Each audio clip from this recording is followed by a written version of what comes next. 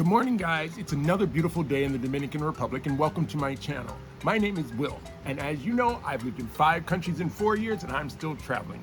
I'm still currently in the Dominican Republic, in the city of Sosua. Hey, Mr. Will, you have a big breakfast?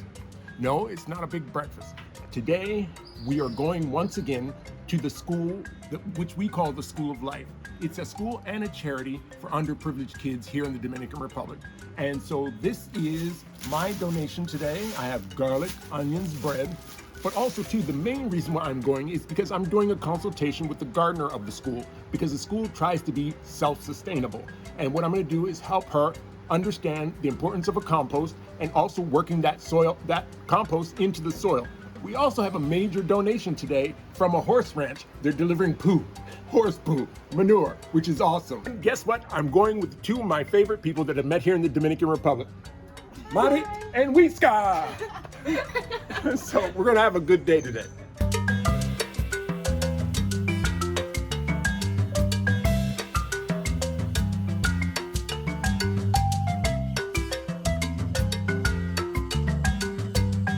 Made it to the school. Now all the fun begins. We brought nail polish and balloons for the kids to play with. So let's go get started.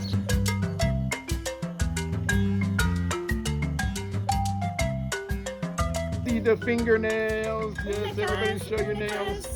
Show your nails, nails, nails, nails, nails, nails. Yay!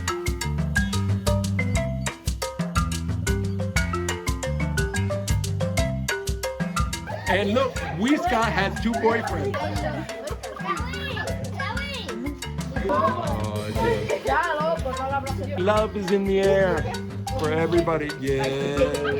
And look, love is in the air. One of the other reasons why I'm here is actually, like I said previously, that I'm here to help explain the ideas behind farming and how to help them cultivate their garden. So what I'm going to do is I'm going to give you a little tiny tour of what the garden looks like now, even after last time I consulted them and explained that they needed a little more fertilizer, and that's exactly what they did. So let's take a look. They're doing a great job growing beets and tomatoes. Those don't seem to be a problem. And I think this is carrots. Yeah, it looks like carrots. Is that one big carrot? But as you can see, the school also has very limited space as far as growing area, due to the fact that there isn't a whole lot of available water. But everything is very dark now because we just had a rainstorm yesterday, so everything got a lot of water. But the main water source is this, Aquila. School would love to have the entire area that they have here to become a garden, to be able to be self-sustaining and not have to ask for donations. But due to the fact, like I stated previously, the water situation, there isn't much, or actually there is no running water here. On top of the school, there is also rain collection, which facilitates, all the necessities inside the school. But outside, once again, like I said, it's a pila system. Can't wait to get my hands in the dirt. One principle I did want to explain to her is the chop and drop theory. There's no need for the garden to be absolutely clean. What you do is you pull out the weeds, you drop them, let them decompose, which also feeds the soil and nourishes the plant. So the cows we see are the mothers and the babies are approximately 3 months old. How adorable. Those cows you just saw are also a source of fertilizer for the school and for the garden. So that's always good stuff. Another perfect item for the fertilizer in the garden. When the cows come to visit, we make use of it. Perfect. Absolutely nothing gets wasted. And like I said before, the idea behind the school is to eventually reach self-sustainability. So we're trying to do everything that we possibly can at the moment.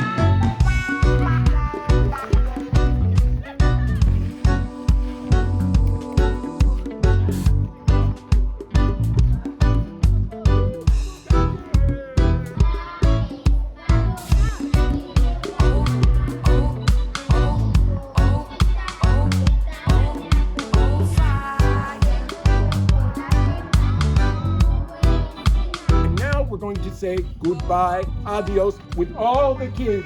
So ready? We're 1, 2, 3, adios!